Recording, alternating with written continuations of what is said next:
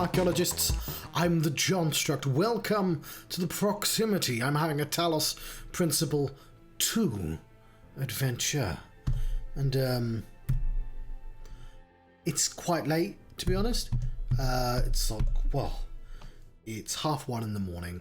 So, possibly not the most sensible time to be playing computer games.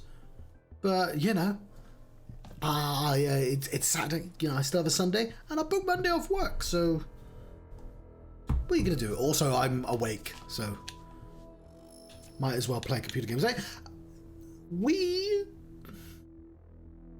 finished an area in the last episode and had a little look at the final area at the end. Which, hopefully I should be able to complete some of those puzzles. Now, there's a couple of episodes where I feel like I just sort of spent way too long being stuck when I could have just taken a break and just come back to the level with a fresh brain. So I will sort of try and not stick around too long if I'm just straight up not getting a puzzle. Here's a crier. You bloody crier. What can I do for you, 1K? What can I do for you? What do you think about the choice I made regarding the Somnodrome? I don't know if sharing the truth so openly was a good choice. It's hard to predict the consequences of such an action. That's all. Would have reached the masses eventually. I see a question mark over there. Oh, we don't have the Tetraminos. Oh, let's gather them all up, shall we? Run along. Complete a puzzle. What about this puzzle here? Puzzle number 1. That's what some people call it. The first puzzle.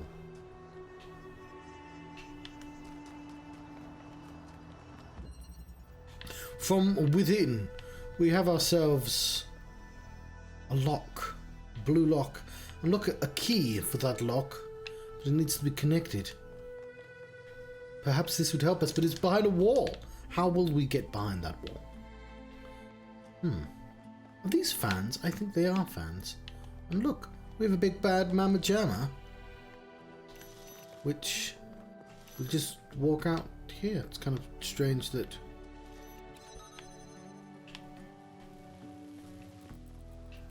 it was right there. So far, this hasn't been terribly difficult.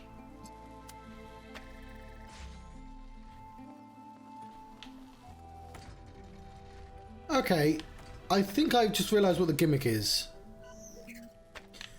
Is this not a puzzle we did earlier?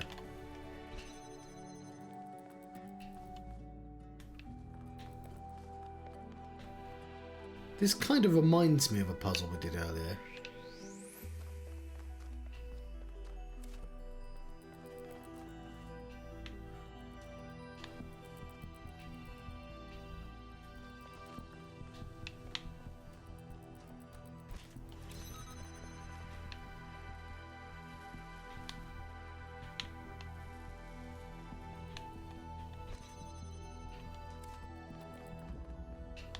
Huh.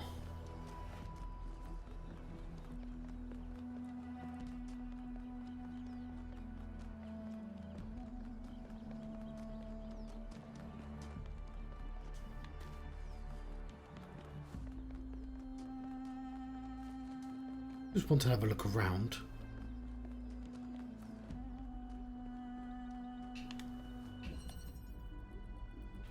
From within.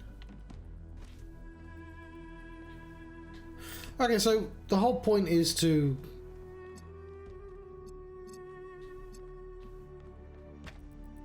I don't know what I'm supposed to do. How do I even get in there?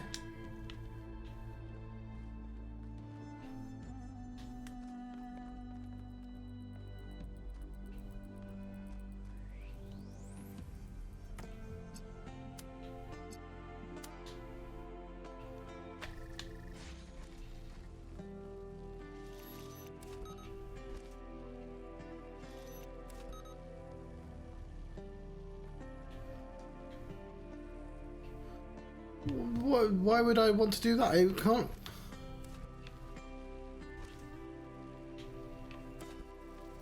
What purpose does that serve?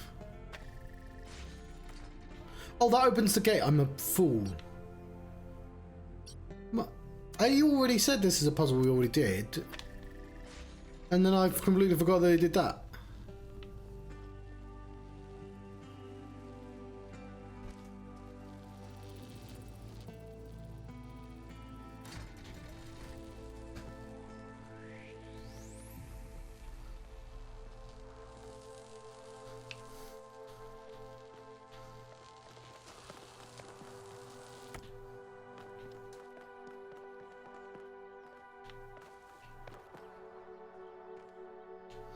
Okay.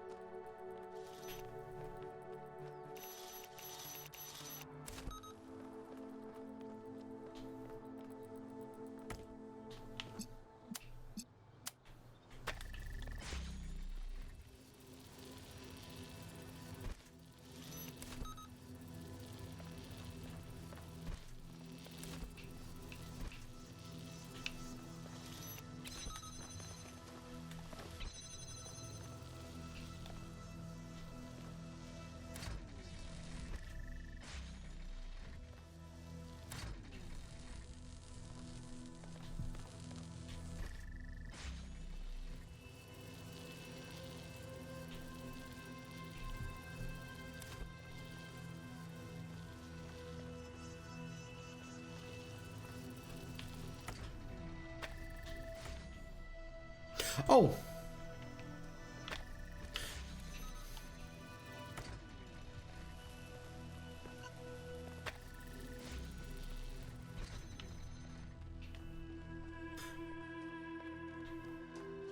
It reminds me of a level we did before.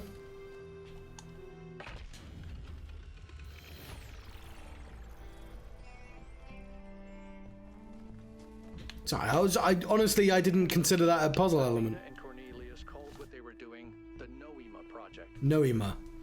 But in 1K's vision, they just called it the machine.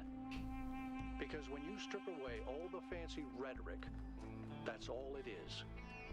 It's not a source of meaning or purpose. It's just another machine.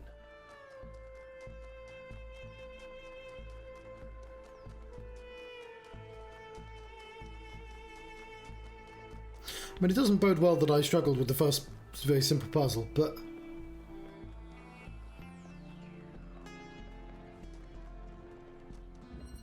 Chicken flight.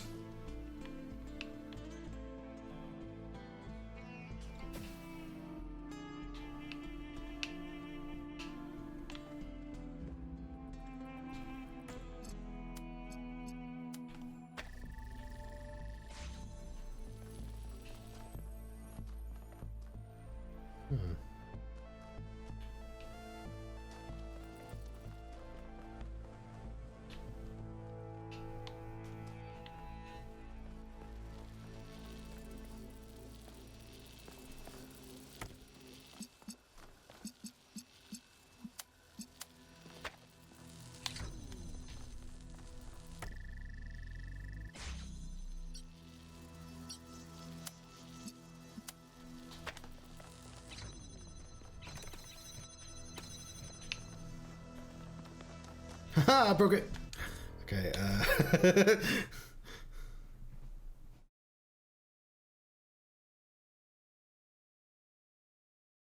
Is the point of these puzzles to use elements that in ways that we might not have thought of before?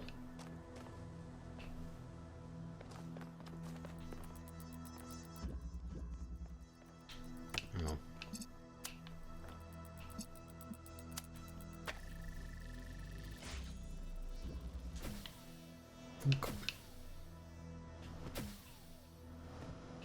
So we can't bounce anything back and forth. Why does that exist?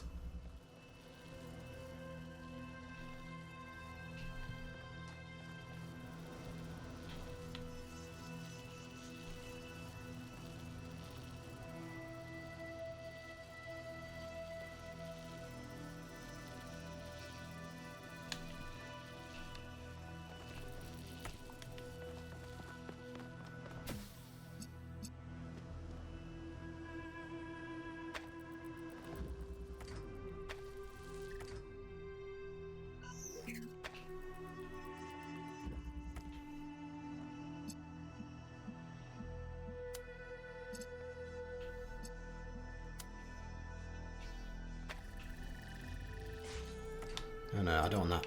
Deselect all. I want these two.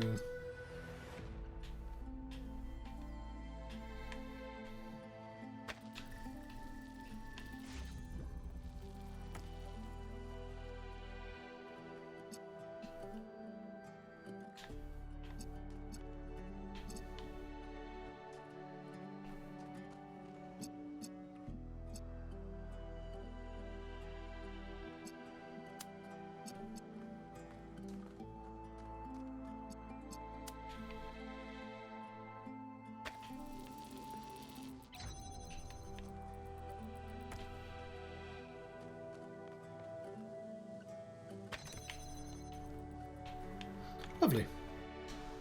No, I don't think that was a previous level repeated, nor do I think it was using like an element I wouldn't have fought for.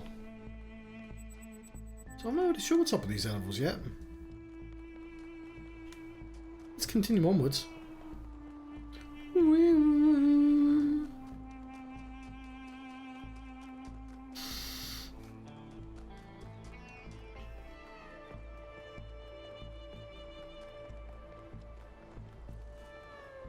Puzzle number 3. Precision. We have ourselves a connector. We have a door with the ending to and a key, you know, like one of those, a blue. Oh, oh, we'll totally want to connect these two up, obviously. Let's do that. But oh no, there's a thingy in the way. What are we to do?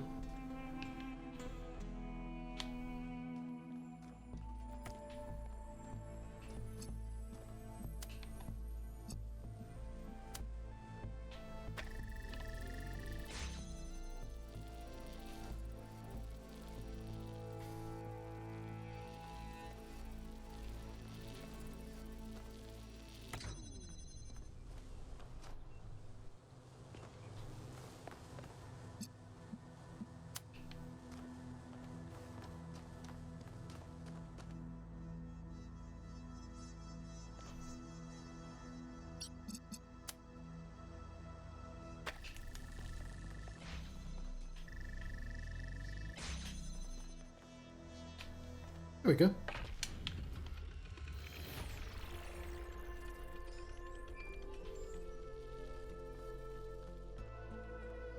The scale of it all is truly breathtaking. It really is. But is it a human scale? Or is it so enormous that it can only alienate us? Humans have always been happiest in small communities. Small town paranoia, isolationism and peasant mentality. Great for burning witches, not so great for personal freedom. Ever the pessimist? Yes, well, I mean, we can't alienate yet. We've only done Alien 1, Alien 2 and Alien 3. We'll still have to do Alien 4, Alien 5, Alien 6 and an Alien 7, and then we can alienate. Oh god, John, that wasn't worth it at all. In the simulation, I found myself thinking how hard it must have been for Alexandra to die without knowing if her sacrifices were worth it. It seemed like a tragic end to an inspiring, meaningful life. But now I realize her whole life must have been a struggle. To maintain that faith in humanity when so many people around her insisted that humans are evil, worthless, when they were so lost in self-hatred that they would call their own species a virus. How did she do it? How did she maintain her faith when they were so determined to hate themselves? So determined to reject every solution, every analysis, every step towards controlling the forces that were causing their problems, when they rejected even the concept of progress itself, and then patted themselves on the back for it as if that was original. When I look at the archives now, all I can see is that their leaders were short-sighted idiots and their intellectuals were unimaginative cowards. All they could offer people was a downward trend. Fewer rights, fewer freedoms, fewer resources for anything that mattered. They must have hated Alexandra and everything she stood for. So how how did she have so much faith?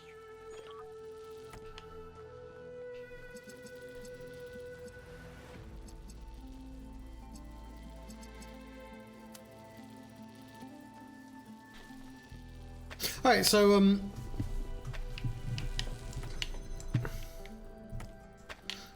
potentially you saw the issue, right? We need to cross some wires.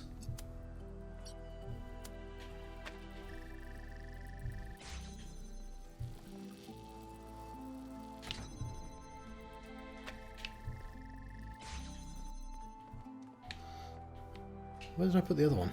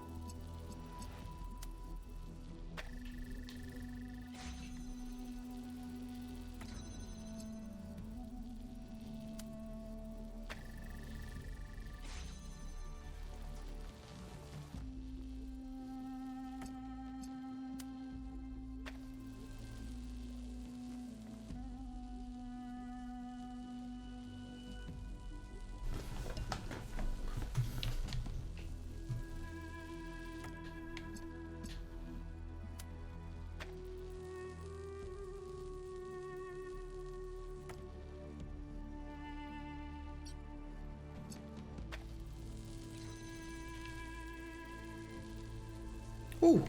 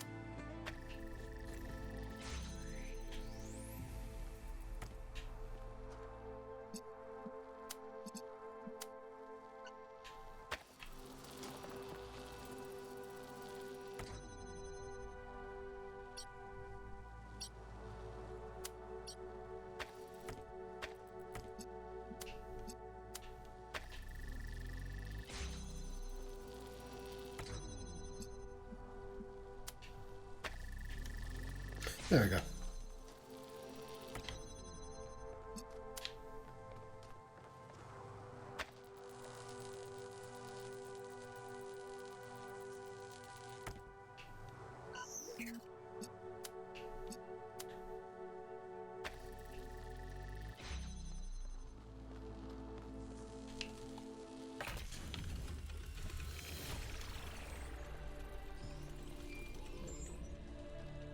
Hey, 1K.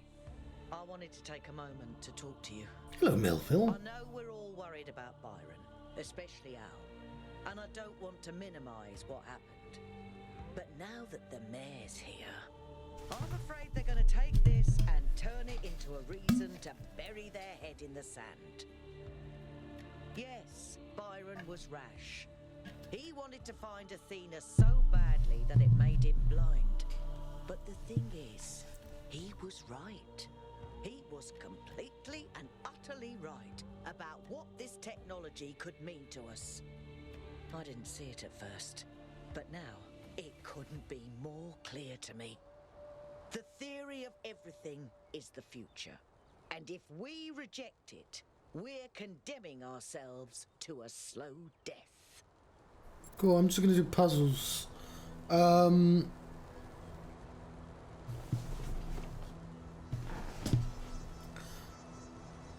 don't know the answer. It's like...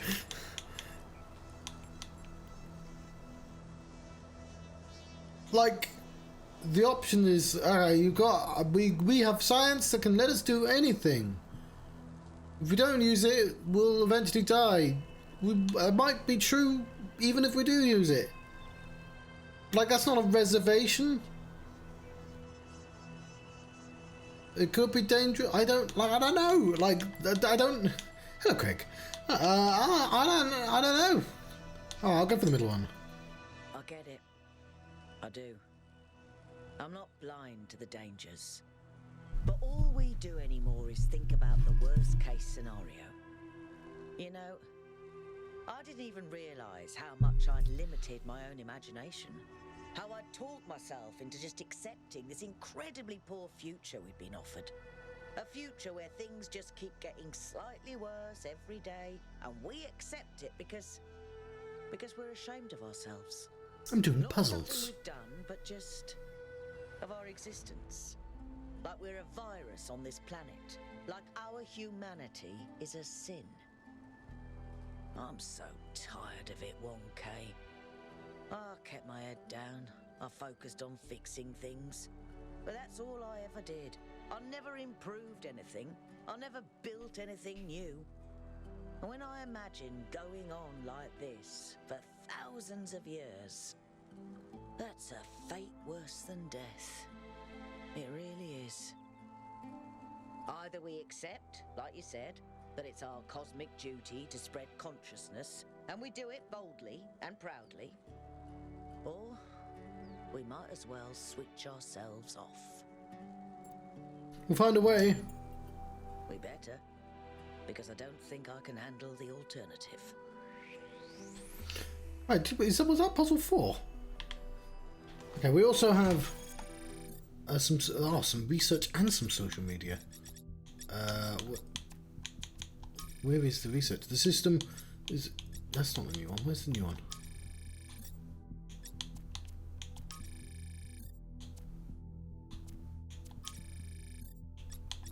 A stylized ancient vehicle. This ancient vehicle expresses a stronger sense of aesthetics than most other artifacts of this type, suggesting that at some point in ancient history, vehicle design was approached with a different mentality. We also have some social media. Is there even a future? Looks like a lot of people getting excited about things, how things are going to change, but all I can see is another repetition of the same mistakes. Ecocide, hubris, self-destruction. Where's all my sound gone?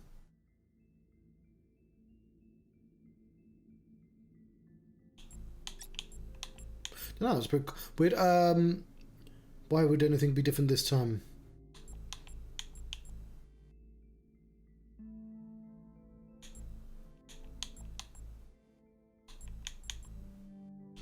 All we can do is give it our best shot. I don't know, all these kind of mean the same thing. That...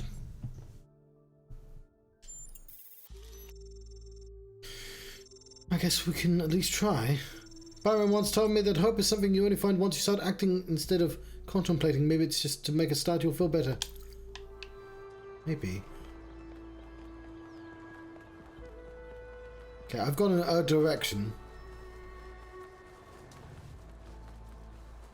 I don't think this is a sensible direction. We should go towards something. I see a question mark. Let's go towards that.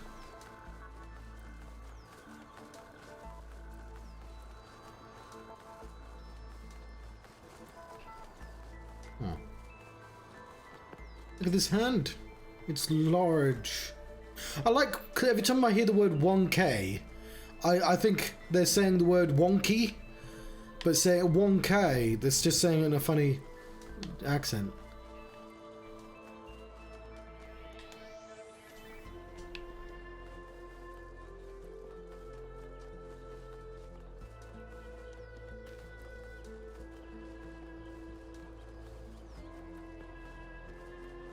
I was after a question mark, but I walked somewhere and it wasn't there. Let's go towards that one instead.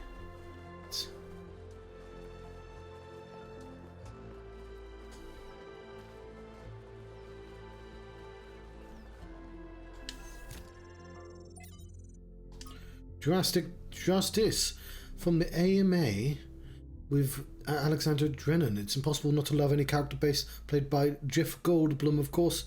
And Ian Malcolm gets some of the best lines. So the main reason he's become an in-joke is Ian is just he's memorable and funny. If you want to talk about something he represents on a more serious level, though, we have to say that I personally think he's wrong. The neurotic fear that things will always go wrong, that we can never really have control over what we do is misplaced. Legitimate critique of how the park operates. We're talking about Jurassic Park here, of science being subjugated to the pursuit of profit, but that doesn't mean it can't be done differently. If you excuse me for going full nerd here for a moment, why treat bringing back non-avian dinosaurs as some kind of transgression? An extinction of these magnificent creatures wasn't some sort of intentional step forwards, it was just a random catastrophe. We just strike a blow at the oblivious cruelty of the universe. An act of human justice is no less wrong than bringing back species who've accidentally driven to extinction. Horrible things happen all the time. Evolution favours survival, not beauty. Yep, because it's a really old trope. It's Frankenstein. It's man must not interfere with God's domain. That's why Jurassic Park has that. He's supposed to represent chaos, right? Is he Ian Malcolm? But like. And it makes sense in the film, but like, yeah, this is correct. Like, there isn't actually any reason you could do it in a controlled way. Horrible things may happen all the time. Evolution. If we add biodiversity and bring back what we lost, we absolutely should. How maybe one day we terraform the planet and populate with dinosaurs, but this time we give them an asteroid defense system. Take that, Mother Nature. This is Alexander Drennan that I love the most, dreaming of all the good we humans could do in the world. I try to hang on to that. Expansion. Excerpted from the Orthodoxy by G.K. Chesterton. But the expansion of which I speak was much more evil than all this. I have remarked that the materialist, like the madman, is in prison. In the prison of one thought. These people seem to think it singularly inspiring to keep on saying that the prison was very large and the size of the scientific universe gave one no novelty. You can tell I'm a little bit tired, can't you? No relief. The cosmos went on forever, but not in its wildest constellation could there be anything really interesting. Anything, for instance, such as forgiveness or free will. So these expanders of the universe had nothing to show us except more infinite corridors of space lit by ghastly suns and empty all that is divine. Here, Chesterton's imagination, normally so powerful, fails him utterly. The problem is that he is not interested in the universe. He does not only does he fail to see, he fails to even look. He finds what he expected to find. I agree. The idea of an ever-expanding prison is stupid. The whole point of a prison is restriction. Scale is important. Exactly, he misses not only the grandeur of the universe, but the miracle that is magnified by contrast, that forgiveness and free will do exist within people. Like the idea of, he's being dumb. From the Atlas Variations by Athanasios, I might have missed the point there. When Heracles came upon Atlas, the Titan had grown old and tired. I had borne the weight of the celestial spheres for fucking ages, he said. All the comings and goings of mortals and the tragedies of chance. The pointless wars have left me weak. Soon I will falter and the celestial spheres will fall and shatter. You must take my place. But Heracles was hesitant. I don't know if I can do that. I am young and strong and virile. I have many women yet to bed, and many wondrous feats yet to perform. What a waste it would be to spend my life holding up the world instead. Yet it must be done. So what choice do I have? Saddened by the imminent loss of his heroic life, Heracles went for one last swim in the Ionian Sea. There, on storied Ithaca, he met a clever old man of many devices. The answer you seek, son of Zeus, does not lie within you, rather it lies in the world around you, and what you can make of it. And so Heracles used his divine strength to build 2 great pillars of stone, which even today holds up the sky, and Atlas was liberated forever. He's, fucking hell, what a stupid mistake I would have been. Somebody should have done that ages ago. Bloody Atlas. Bloody idiot holding up the world. So I get the metaphor, but also, I don't know, Greek stories. I want to go up there.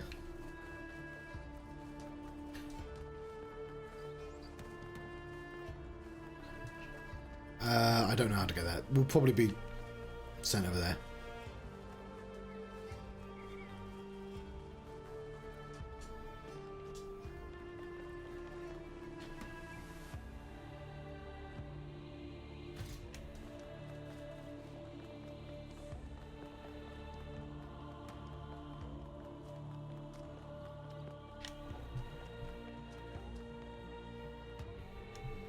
Let's do 5. Rerouting or rerouting, if you prefer. Look, there's a red thing, and we need it to get into there for some reason. We should sort that out with some lasers or some shit. Look, I found some lasers or some shit. Let's connect them up.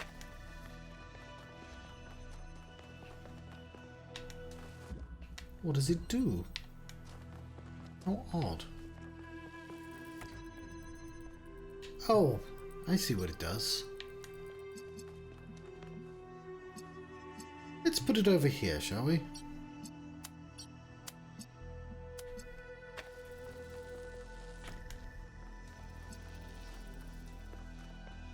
So now we have access to that.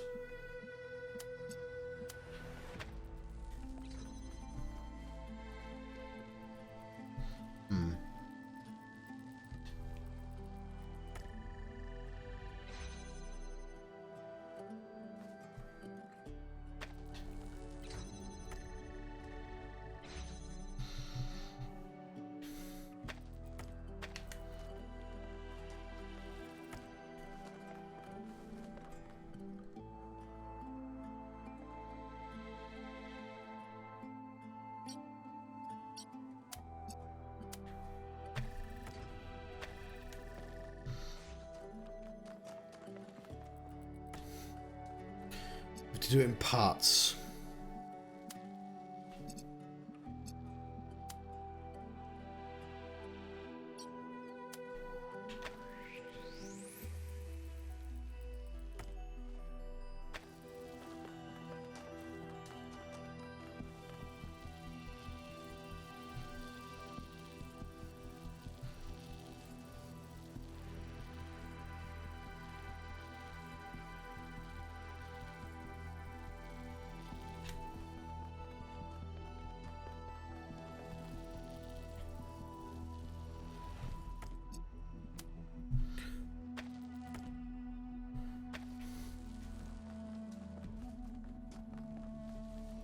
And then when I take this away, still connected, lovely.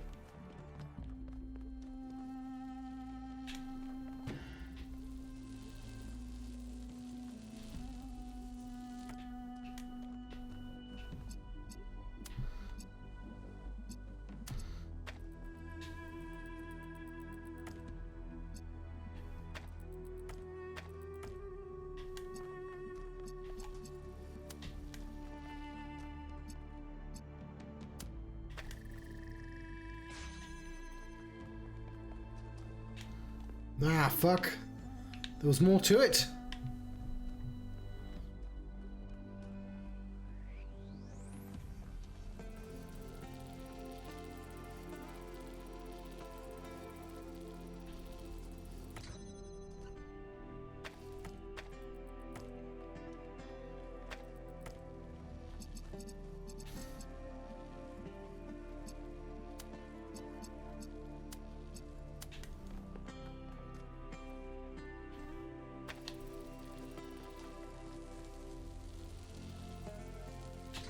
Fuck!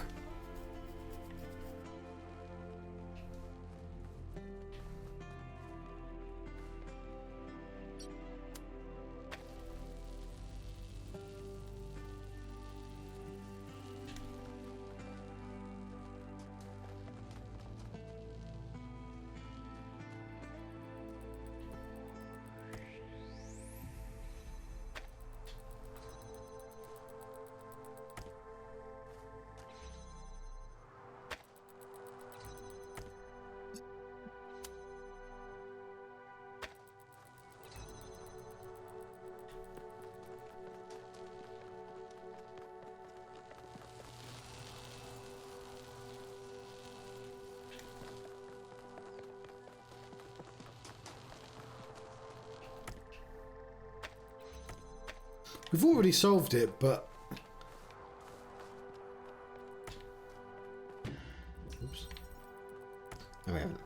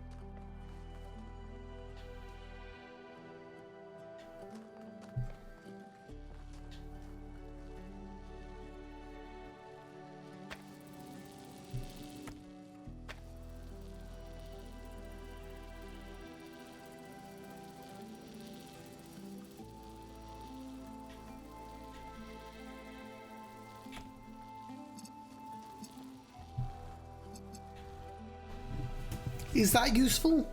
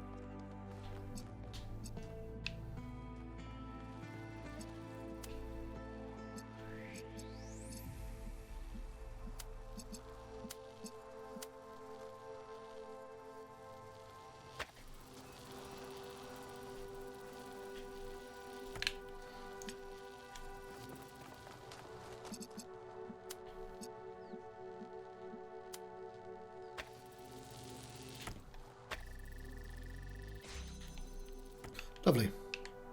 So now it's opening the door from the inside. I have a spare I can use for this. Beautiful.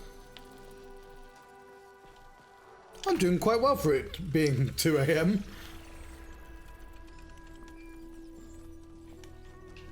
I am starting to feel a little tired though. The founder chose you, 1K. You're very much like her. Inquisitive, intelligent, and dedicated. But remember, intelligence by itself has little value unless it is ethically applied. Quite.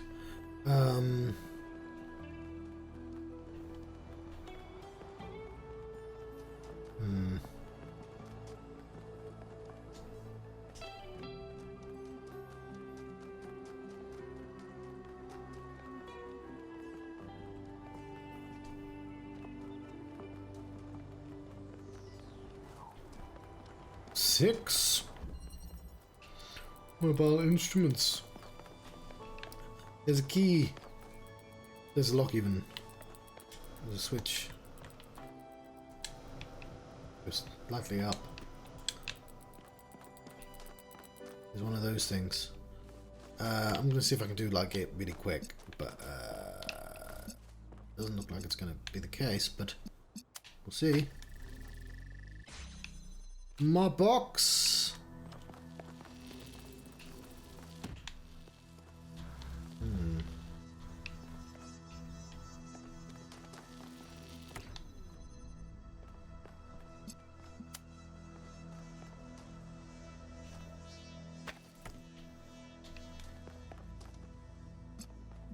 gonna need that.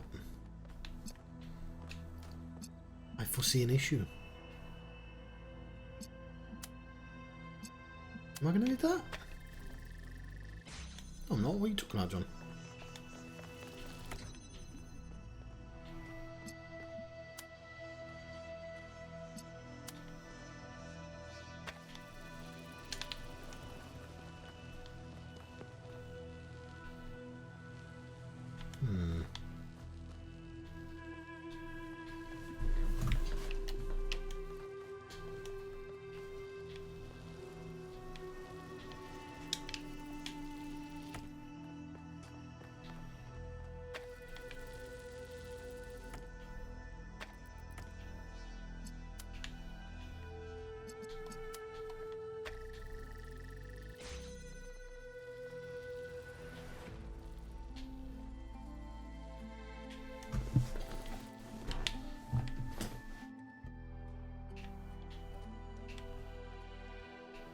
Am I missing an element of this?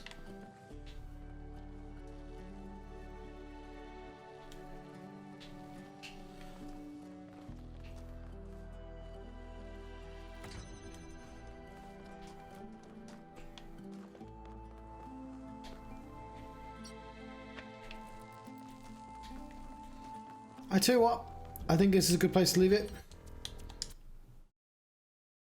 About 50 minutes, we managed to do like 5 puzzles. That averages out at 1 puzzle every 10 minutes. But I think I should sleep now. So I'm gonna just say that I thank you very much for watching. I've been the Johnstruct. I've been having a Talos principal adventure.